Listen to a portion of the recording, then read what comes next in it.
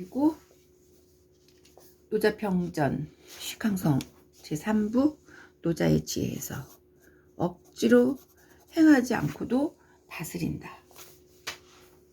노자의 정치 사상을 관통하는 모든 원칙은 바로 억지로 행하지 않고도 다스리는 무위 이치, 하지 않고 다스린다 이다. 노자는 최고 통치자를 도의 현덕을 체현한 성인으로 보았다. 때문에 마땅히 도의 원칙에 따라 천하를 다스리고 무위 이치를 실행해야 한다고 했다. 그래서 노자 57장에는 이렇게 다스리는. 그러므로 성인은 말했다. 내가 억지로 하지 않으니 백성이 저절로 질서를 찾고, 내가 고요함을 좋아하니 백성이 저절로 바르게 되고, 내가 억지로 일을 꾸미지 않으니 백성이 저절로 부유하게 되고, 내가 지나치게 욕심내지 않으니 백성이 저절로 소박하게 되었다 라고 57장에서 말하였는가 하면, 또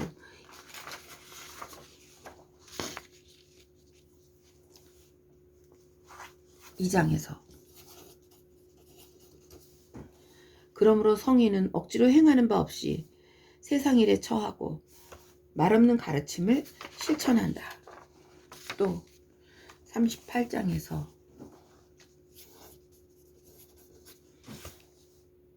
가장 훌륭한 덕은 무위하면서 무엇을 위하여 일부러 자귀하지 않는다 라고 했고, 45장에서는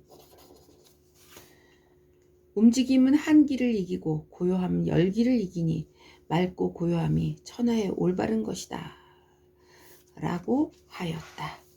이 말은 최고의 통치자가 청정 무위 이치를 실행하여 백성을 혼란스럽게 하지 않을 수 있다는 의미다. 이렇게 해야만 비로소 백성이 안정되고 난을 일으키지 않고 소박하고 순진한 모습으로 돌아가게 되고, 즉 사회를 다스리는 이치에 도달하게 된다는 뜻이다. 이것이 바로 무불위의 목적이다.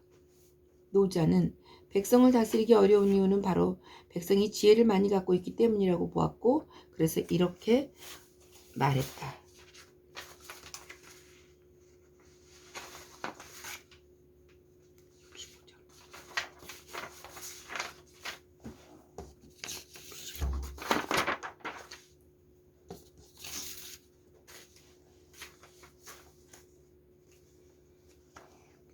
장에서 이렇게 말했다. 백성을 다스리기 어려운 까닭은 그들이 지혜가 많기 때문이다. 그러므로 교활한 지혜로서 나라를 다스리는 것은 나라를 망치는 일이요, 지혜로서 나라를 다스리지 않는 것은 나라의 복이 된다. 즉 백성의 지혜가 많으면 다스리기가 쉽지 않다는 것이다. 때문에 최고의 통치자는 백성을 다스리는 데 지혜를 많이 써서는 안 된다. 만약 그렇지 않으면 백성은 바로 통치자의 지혜를 모방하여 위를 범하는 난을 일으킬 것이다. 따라서 지혜로서 나라를 다스리지 않아야만 나라에 복을 가져다 줄 수 있고, 나라를 다스리는 데는 지혜를 사용하여 억지로 행하는 유의의 방법이 아니라 교활한 지혜를 거부하며 억지로 행하지 않는 무위의 방법을 택해야 한다는 것이다. 그래서 또 57장에서는 이렇게 또 말했다. 나라는 바른 도리로 다스리고 용병작전은 기발한 전술로 치러야 하지만 천하를 다스리면 무위로 처해야 한다. 내가 어떻게 그러하다는 것을 알 수 있겠는가? 바로 무위자연의 도로서 알 수 있다. 천하에 금기가 많으면 백성은 더욱 가난해지고, 백성이 이로운 기물을 가지면 가질수록 나라는 더욱 어둡고 혼란하게 되고, 사람들이 간교한 꾀를 많이 부리면 간사한 일들이 더욱 많이 나타나게 되고, 법령이 많아지면 많아질수록 도적이 늘어나게 된다. 57장에서 말했음. 천하의 금기와 교활한 계책이 많아지면 많아질수록 백성은 더욱 빈곤해진다. 백성이 보유하고 있는 기물이 많아지고 좋아지면 나라에는 혼란이 일어나게 된다. 백성의 지혜가 많아지면 부당한 일들이 도리어 번성하게 된다. 반포되는 법령 조문이 많아지고 강력해지면 도적들은 오히려 늘게 된다. 그러므로 천하를 다스리는 데는 절대로 많은 지혜를 써서는 안 되고 억지로 행하는 유의의 방법을 택해서도 안 된다. 오직 억지로 행하지 않는 청정무위 이치를 채택하여 나라를 다스려야 한다. 그래서 노자는 큰 나라를 다스리는 일은 마치 작은 생선을 굽는 것과 같다 라고 60장에서 말했다. 여기서. 작은 생선을 삶거나 구울 때 이리저리 뒤적거려서는 안 된다. 그렇게 하면 생선은 문드러지고 부서진다. 그러므로 큰 나라를 다스리는 자는 마땅히 억지로 다스리지 말아야 하고 억지로 다스리면 백성이 해를 입게 된다. 노자는 천하를 다스리는 최상의 원칙으로 색만한 것이 없다고 했다. 색은 아끼는 것입니다. 59장에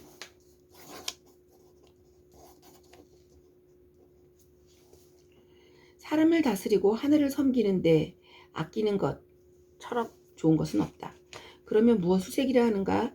설문 통훈 정성에는 색자의 본뜻이 곡식을 거두어 드리는 것이라고 기록되어 있는데 색자의 옛 뜻이다. 그러므로 색에는 거두어 저장한다, 아끼다는 뜻이 들어있다. 한비자의 회로에도 색이란 그 정신을 사랑하고 그 지식을 아끼는 것이다 라고 하였다. 여기서 색은 정신을 소중히 아끼고 지혜를 적게 쓰는 것이며 무의 이치를 실행한다는 의미다. 노자에 따르면 정신을 아끼고 길러서 무의 이치를 실행해야만 비로소 도에 복종하고 덕성을 쌓을 수 있으며 모든 것을 이기게 되는 경지에 도달할 수 있다. 그러므로 색이 나라에 아끼는 것, 백성 아끼고 섬기는 것이 나라의 근본이 될 수 있는 것이다. 이것이 바로 나라를 다스리는 심오하고도 오랜 생명력을 지닌 도다. 그래서 성인이 천하를 다스리는 데는 많은 생각이 필요 없는 것이다.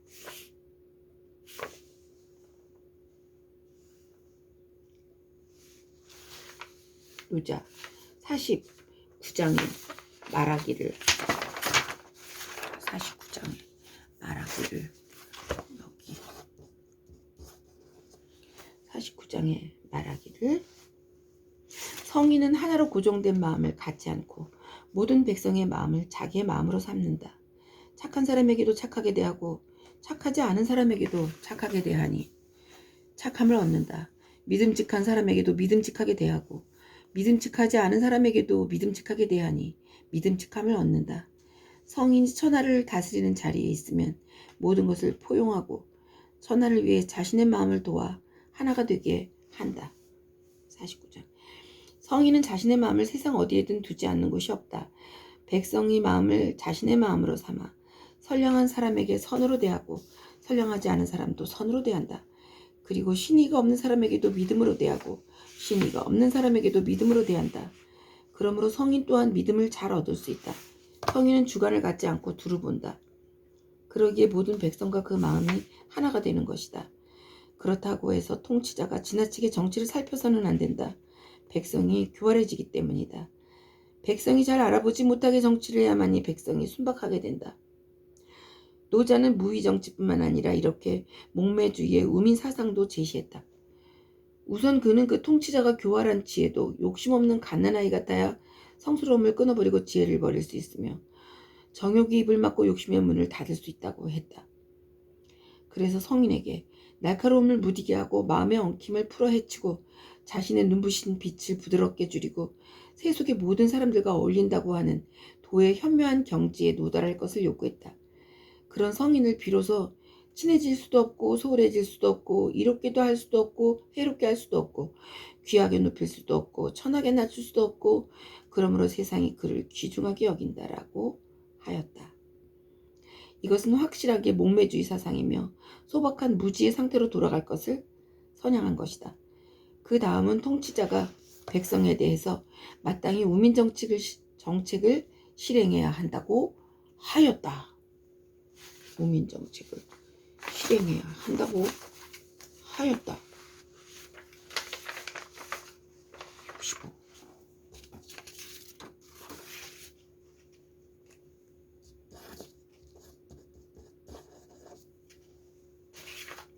옛날에 도를 잘 실천하는 사람은 백성을 똑똑하게 만들지 않고 오히려 바보같이 만들었다. 또 3장에서는 여기로 갈 것이 조느라고 잘못 쓴 것. 3장에서는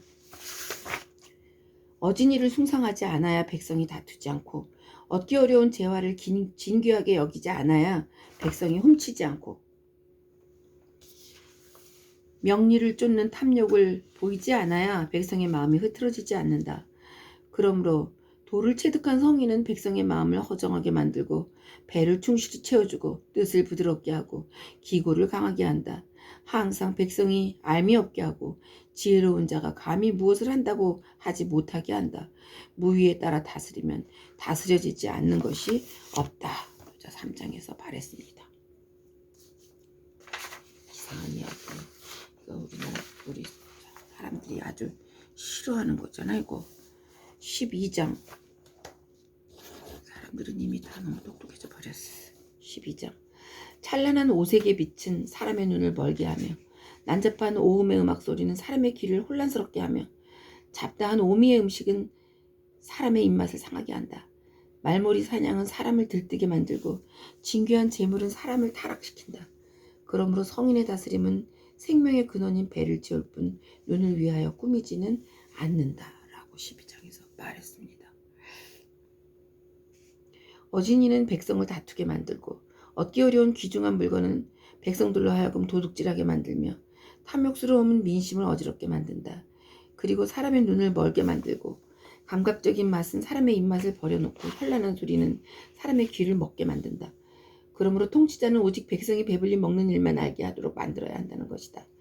그렇게 하려면 백성을 아무 생각 없는 어리석은 상태로 만들어야 한다. 바로 무지무욕에 순박한 사람들이다. 물론 이런 백성은 아주 자연스럽게 통치자에게 순종하여 다스리기 편할 것이다.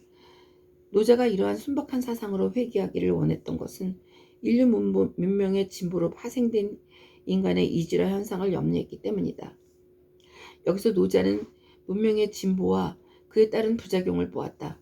즉 허위와 교활함이 나날이 증가할 것이고 문명의 진보가 사회의 발전을 극대화시키지는 못할 것이라 본 것이다. 노자는 사회 진보의 반대편에 서서 인류 사회를 순수하고 순박한 무문화의 원시 시대로 되돌려 놓을 것을 주장했다. 이것은 확실히 노자의 공상이라 할 수 있다. 그가 말하는 이상 사회는 나라의 크기가 작고 백성의 수가 작은 소국 과민의 소박한 사회다. 노자는 이러한 사회를 다음과 같이 묘사했다. 어디서? 80장에서.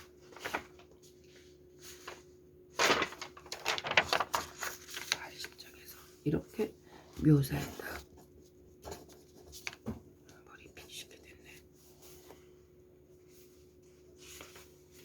멀리 떠들지 않게 한다. 나라가 작고 인구는 적다. 각종 병기나 문명의 얘기가 있어도 결코 쓰지 않는다. 백성으로 하여금 저마다 생명을 귀중하게 생각하고 80장. 멀리 떠들지 않게 한다. 비록 배나 수레가 있어도 타는 일 없고 무기가 있어도 쓸 일이 없다. 백성으로 하여금 문자를 버리고 다시 새끼줄을 엮어 뜻을 표시하게 한다. 백성으로 하여금 거친 음식이 맛있고 거친 옷이 아름답고 초라한 풍속이 즐겁고 띠플로 지은 집이 편안하다고 생각하도록 한다. 이웃나라 서로 마주보며 닭이나 개의 울음소리가 들려도 늙어 죽을 때까지 서로 왕래하지 않는다. 80장. 각종 병기나 문명의 이기란 백성들이 무기나 백성이 사용하는 생활용품을 말한다. 생명을 귀중하게 생각하고 멀리 떠돌지 않게 한다는 것은 인간의 죽음과 이사 문제를 매우 중시하는 뜻이다. 소국 가민의 사회란 나라의 크기가 작고 백성 수가 적은 사회다. 그러기에 비록 무기가 있어도 병기를 사용하지 않고 병사가 사용하지 않고 백성은 죽음과 이사를 매우 중시하게 된다.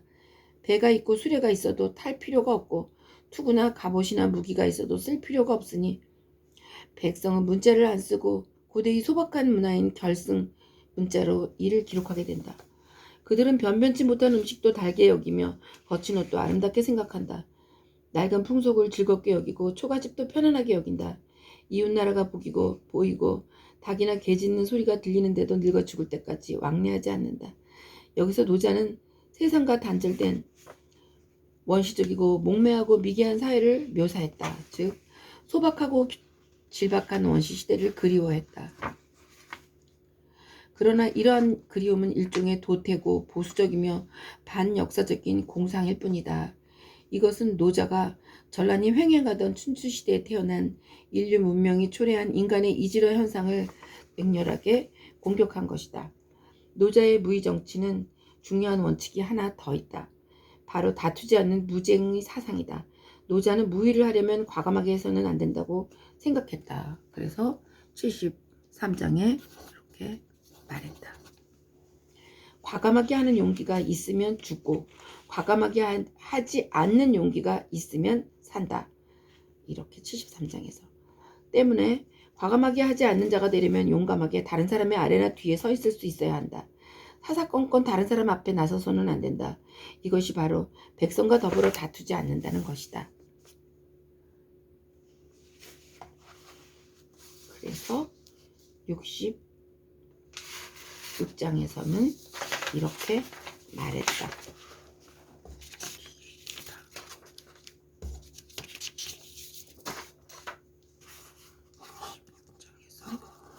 66장에서 말하기를 강이나 바다가 온갖 골짜기의 왕이 될 수 있는 것은 그러므로 온갖 계곡물의 왕이 될 수 있다. 강이나 바다가 온갖 골짜기의 왕이 될 수 있다. 그러므로 온갖 계곡물의 왕이 될 수 있다. 이렇기 때문에 백성들 위에 서려는 자는 반드시 자기를 낮추고 백성 앞에 서려는 자는 반드시 자신을 뒤로 해야 한다. 그러므로 성인이 위에 있어도 백성이 부담스러워하지 않는다. 성인이 앞에 있어도 백성이 해롭다 하지 않는다. 그래서 온 천하가 즐거운 마음으로 그를 추대하고 싫어하지 않는다. 그는 다투지 않으므로 세상의 그 어느 누구도 그와 다투려 하지 않는다. 이것은 통치자가 겸손하게 사람들을 대해야만 사람들의 지지를 얻을 수 있고 자신을 낮춰야만이 사람을 얻고 쓸 수 있다는 뜻이다. 물론 늘 겸허하게 사람들을 대해야 다른 사람들과 경쟁하지 않게 되며 사람들도 다투려 하지 않게 될 것이다. 그러므로 노자는 스스로 겸손함과 다투지 않음이 바로 성인의 미덕이라고 보았다. 자겸과 부쟁이.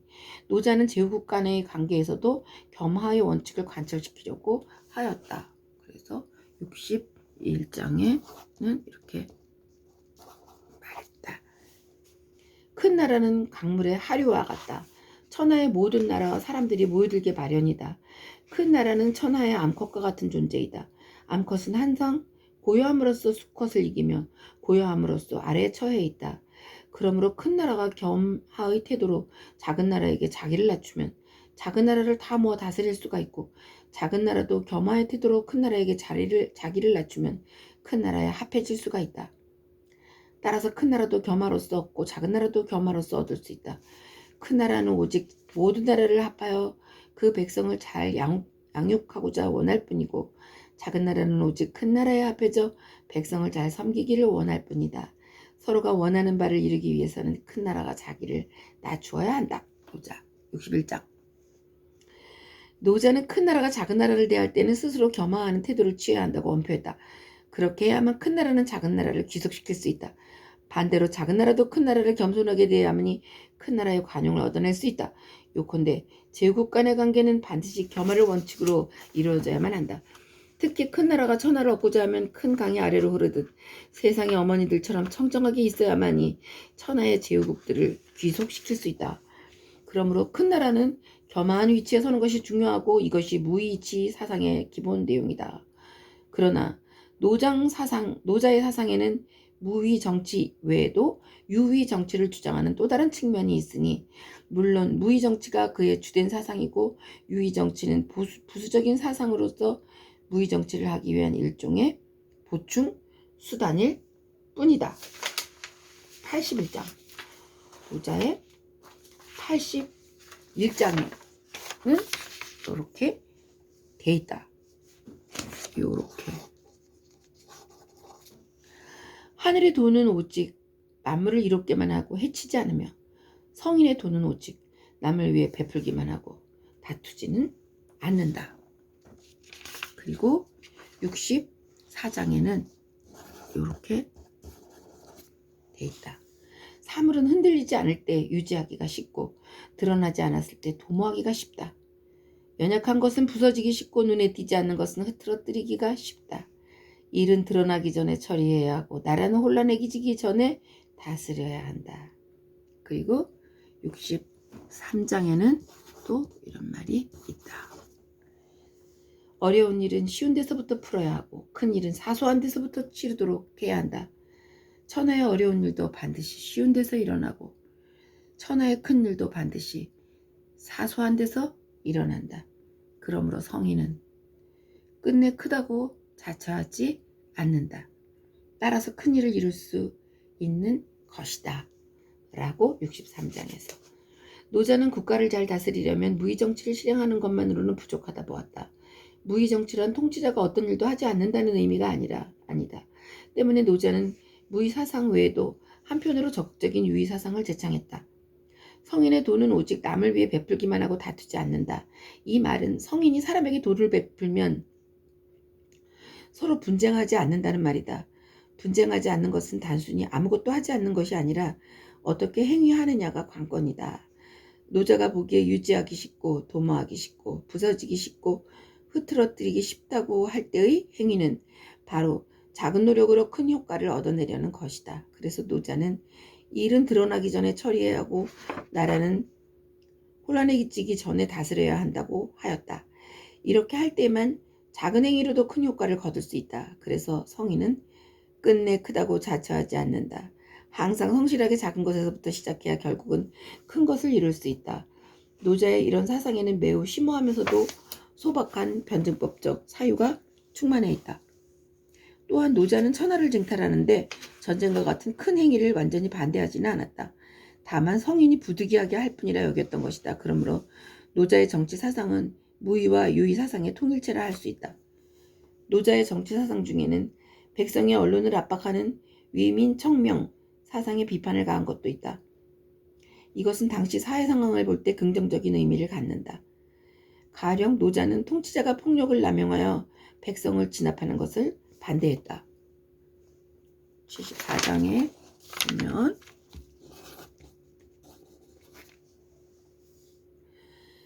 만약 백성이 죽음조차 두려워하지 않는다면 어떻게 죽음으로 그들을 두렵게 할 수 있겠는가?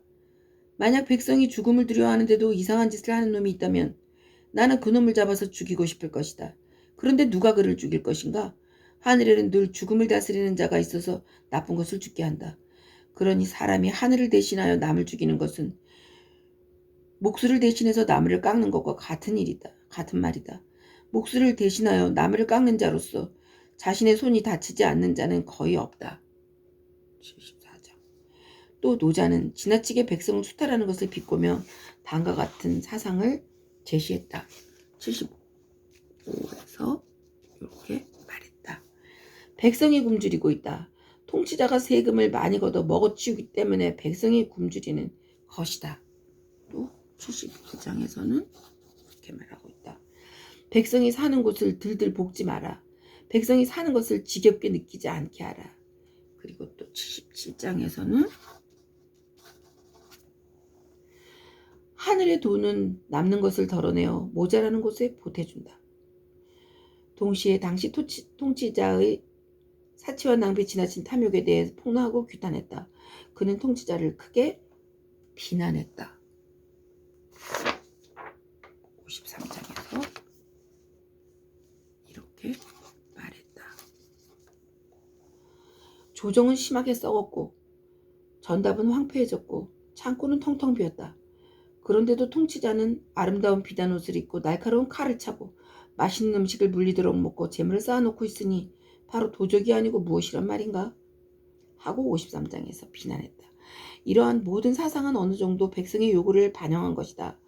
그렇다면 어떻게 통치자의 관리였으며 후대에 관직을 벌였던 자들이 백성의 요구를 반영할 수 있었는가? 이는 바로 당시 사회의 변화를 살펴보면 알 수 있다. 앞에서 노자 사상은 춘추시대 말기의 산물임을 보았다. 당시에 신귀족인 신흥지주는 점차 통치계급이 되었고 과거의 구귀족인 노예주들은 점차 정치적 경제적 권리를 상실했다. 구귀족들 중 일부는 신흥지주 계급으로 전화되었으며 나머지는 쇠락해서 평민으로 전락했다. 논어기록에 의하면 춘추시대 말기에 세상을 피한 선비들 피세지사 예컨대 하조, 장인, 접, 여, 장저, 걸익 같은 일부 구귀족은 쇠락하여 평민이 되었을 가능성이 많다. 그들의 정치, 경제적 지위는 일반 백성들과 비슷했다. 그들은 현실에 만족하지 않고 비판적 태도를 고수했고 무력으로 통치자의 지위에 오른 신귀족들에게 불만을 품었고 사회 문명을 혐오스러워했다. 그들 최후의 이상은 세상과 단절된 소국 과민의 원시사회를 건립하는 것이었다. 그러나 이것은 그들의 이상이었을 뿐 현실 사회는 잔혹했다. 당시 그들은 백성과 같이 신흥지주 계급의 억압을 받았다. 따라서 그들은 일반 백성과 같은 생각을 하고 있었다. 그들은 신흥지주 계급이 과중한 세금으로 백성을 수탈하고 잔혹하게 억압하는 것을 심하게 비난했고 어느 정도 평민 계급의 요구를 반영하기도 했다. 이것은 매우 자연스러운 현상이었다. 그래서 춘추시대의 노자의 사상이 이제 다 힘을 발휘했을 것이다 라고 보고 있습니다. 끝.